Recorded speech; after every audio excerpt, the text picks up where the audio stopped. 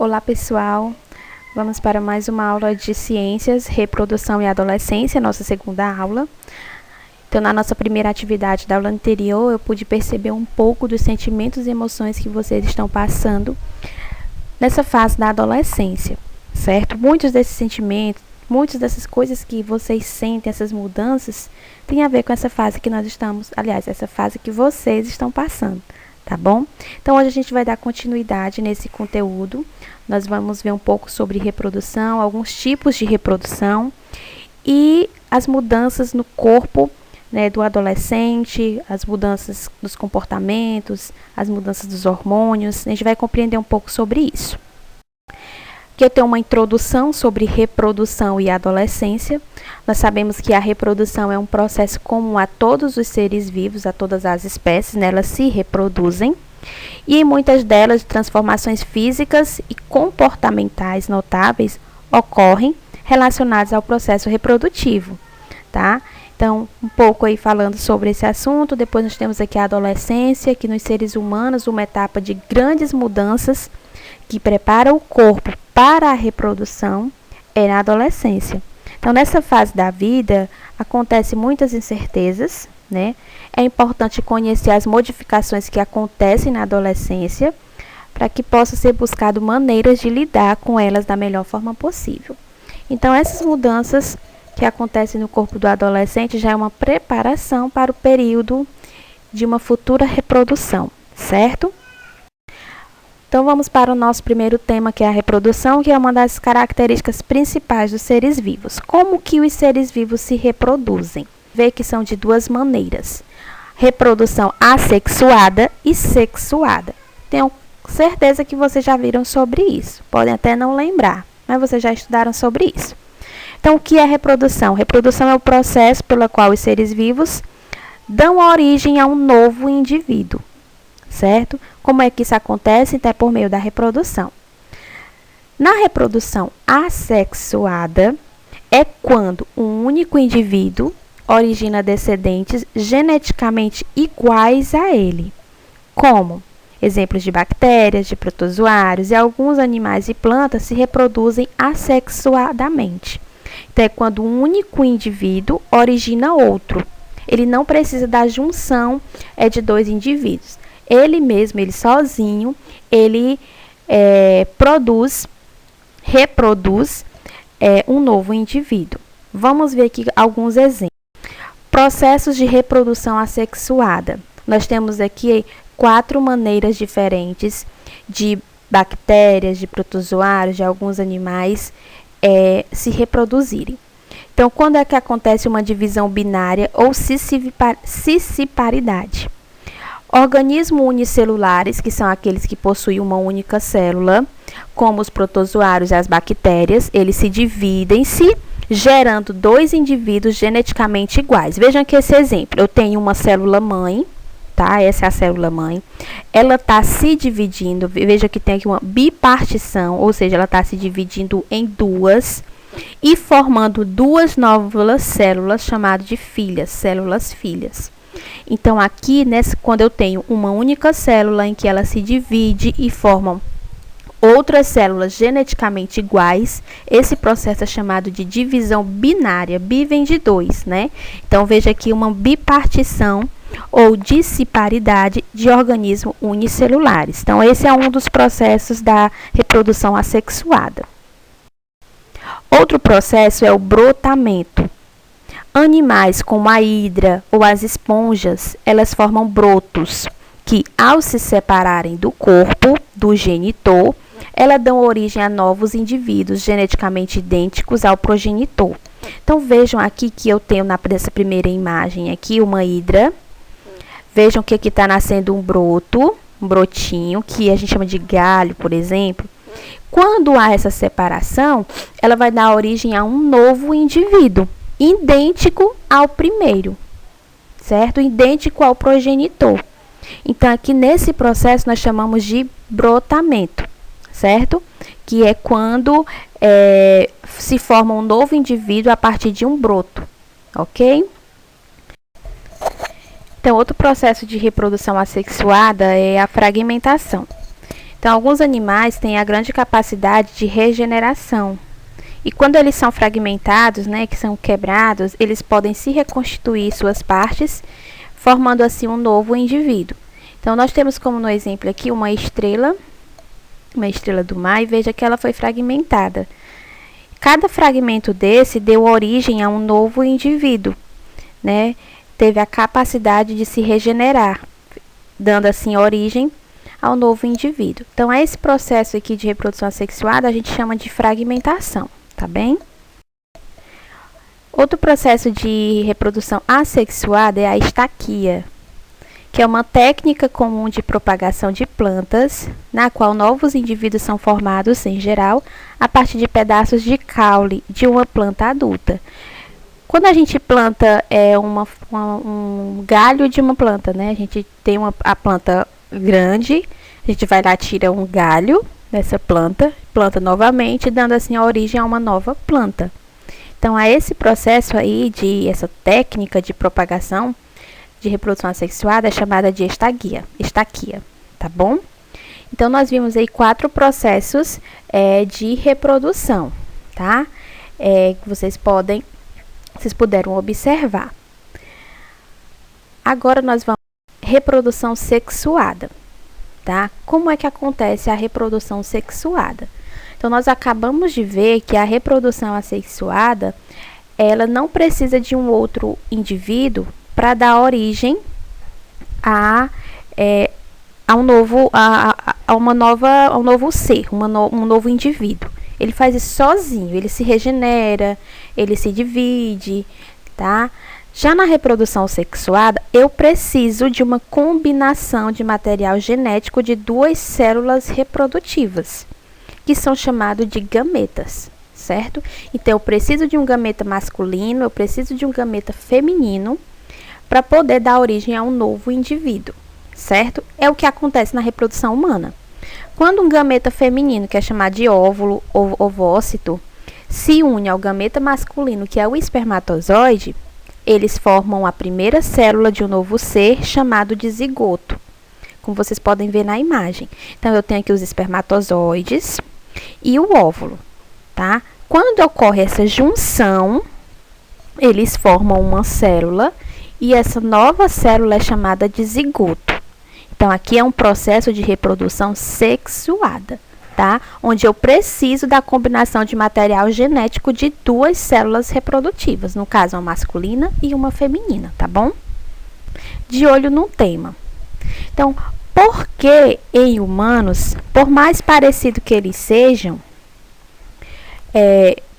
que um filho biológico seja com seu pai e com sua mãe, não podemos dizer que ele é idêntico a nenhum deles? Por que nós podemos concluir isso?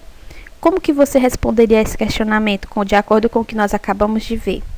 A resposta é porque os seres humanos, eles se reproduzem de forma sexuada.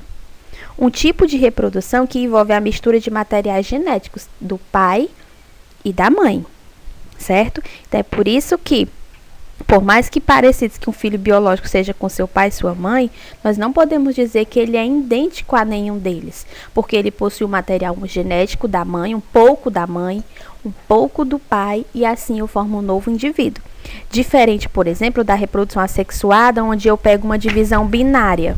Por exemplo, nosso primeiro exemplo, né? Nós vimos que houve uma divisão de uma bactéria, ela se partiu em 2, formando um novo indivíduo idêntico, porque tudo saiu de uma célula só. Já na reprodução sexuada, não.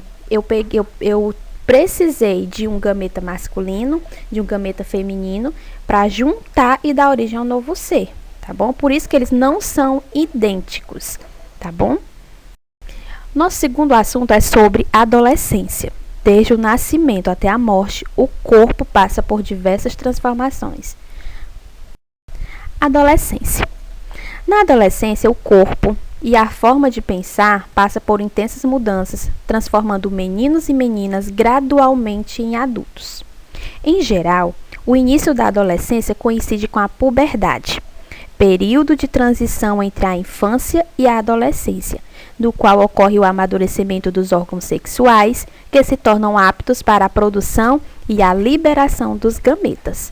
Então, nós vimos lá na reprodução sexuada que para se ter uma reprodução de um novo indivíduo, precisam se liberar os gametas, masculino e feminino. Então, é nessa parte, nesse período da adolescência, que começam essa liberação de gametas, ou seja, de espermatozoides, da parte dos homens, dos meninos, e os óvulos, né, os ovéolos da parte das meninas, tá bem?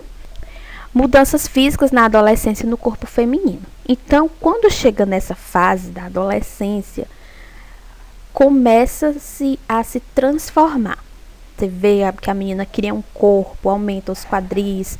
Então, essas mudanças acontecem nessa fase da adolescência. Então, nós temos aqui algumas características, tá? Na menina, começa a aparecer os brotos mamários, ou seja, os seios eles começam a crescer. A menina começa a crescer, o esqueleto cresce nela. O desenvolvimento das características sexuais, como os pelos pubianos na parte genital da menina. Aparece a menarca, que é a primeira menstruação, que é o último sinal, né, de que a menina está mesmo na fase da adolescência, que é aquele período menstrual.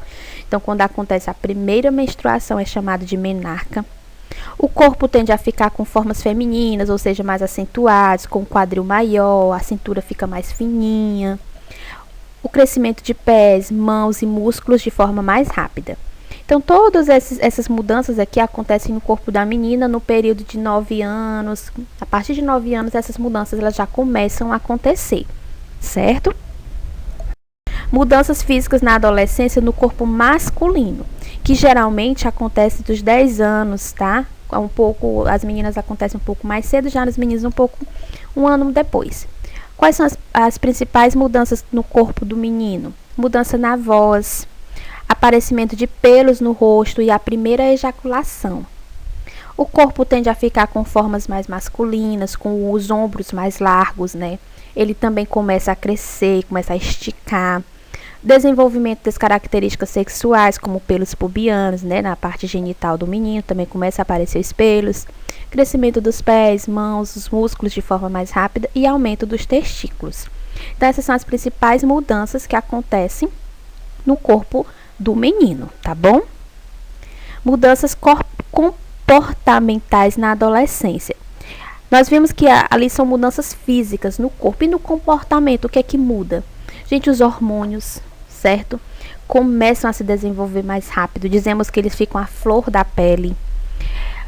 Você interage agora com um grupo de amigos diferentes, você conhece mais pessoas, você amplia, você pode ampliar, você pode reduzir grupos de amigos. Tem adolescentes que nessa fase eles não querem conversa com ninguém, eles acham melhor ficar sozinhos. Outros já gostam mais de estar em grupo de amigos. Acontece a insegurança e a fragilização, você fica tão frágil nessa fase, você fica inseguro, você não sabe bem o que você quer. Você não consegue definir bem o que você quer, certo? Vem a sexualidade, você está descobrindo o seu corpo, você está descobrindo sobre sexo, você está enxergando aquilo que antes você não via quando você estava no período da infância. E por último, a variação de humor. É muito comum nessa fase da adolescência. Tem horas que você está feliz demais, tem hora que você está triste, tem hora que você está chato, que você não quer ver ninguém. É a fase da chatice, né? Então, essas características aqui, gente, são mudanças que acontecem no seu corpo devido aos hormônios, tá? E é comum. A gente sempre deve lembrar de ter cuidado para não se alterar demais, tá? Porque aí já não fica mais nessa fase de adolescência. Às vezes vai além e precisa até de ajuda médica. Todas as mudanças na puberdade são controladas pelos hormônios sexuais. Aí vem as mudanças nos hormônios, tá? No homem é produzido um hormônio chamado de testosterona, que esse vai determinar as características sexuais secundárias dos homens, ou seja, a síntese dos testículos. Então, o homem começa a produzir a testosterona e na mulher é produzido um hormônio chamado de progesterona e estrógeno. São eles que vão determinar as características sexuais secundárias da mulher, ou seja, a síntese dos ovários, tá bom? Então, a testosterona é um hormônio que é produzido no homem, que vai determinar as características sexuais dele. E na mulher é a progesterona e o estrogênio, que vai determinar suas características sexuais, que são as síntese dos ovários. Então, essas são as mudanças que vão acontecer nos hormônios na adolescência. De olho no tema. Aqui tem uma pergunta para vocês. Como que vocês responderiam? De que maneira as mudanças no corpo e no comportamento que ocorrem na adolescência estão relacionadas ao sistema nervoso e ao sistema endócrino? Resposta. As mudanças no seu comportamento como adolescente estão relacionadas ao sistema nervoso, certo? Todas essas mudanças do seu pensamento, de você estar frágil, da sua insegurança, tudo isso está relacionado com o sistema nervoso. Já as características sexuais, os hormônios, estão relacionados ao sistema endócrino, tá? Dessas características masculinas, elas são produzidas por efeito da testosterona, que é produzida nos testículos. As mulheres também têm características sexuais próprias, produzidas pelo efeito do estrógeno, como o aumento dos seios e os ciclos menstruais, tá bom? Então, essa relação que existe, essas mudanças do sistema nervoso, vem de acordo com o comportamento, as mudanças de comportamento, e o endócrino com relação às mudanças sexuais, os hormônios sexuais, tá bom? Aqui é uma questão que eu achei bem interessante. Durante um debate na escola, estudantes e professores, eles discutiam sobre a existência de múltiplas dimensões na sexualidade humana. Algumas pessoas fizeram alguns comentários. Nós vamos ver aqui 5 comentários. Esses 5 comentários nós vamos classificar como um comentário físico, um comentário psicológico ou um comentário social, tá? Por exemplo, na adolescência temos que lidar com questão tanto da vida adulta quanto da vida infantil, havendo a necessidade da liberdade do mundo adulto, mas a insegurança de deixar o mundo infantil. Esse pensamento é um pensamento físico, psicológico ou social. Na adolescência temos que lidar com questões tanto da vida adulta quanto da vida infantil. Então, esse vem para o lado psicológico, tá? De você saber lidar, saber fazer escolhas, saber em que fase e questão que você está inserido na vida adulta, passando da vida infantil para a adolescência e seguida para a vida adulta, tá?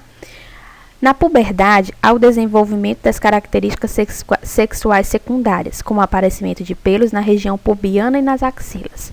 Esse comentário é físico, psicológico ou social?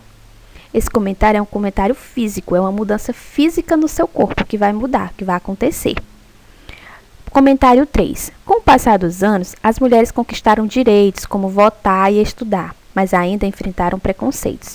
Esse comentário é físico, psicológico ou social? Então, isso é um comentário social, envolve a sociedade, o direito que a mulher conquistou de votar. Apesar de a Constituição do Brasil defender a construção de uma sociedade livre, justa e solidária e vetar qualquer tipo de discriminação, o preconceito e a violência contra a população LGBT ainda são grandes. Esse tipo de comentário é físico, psicológico ou social? Aqui também envolve um comentário social, tá? Fala de construção de uma sociedade livre. Sociedade vem de social, né?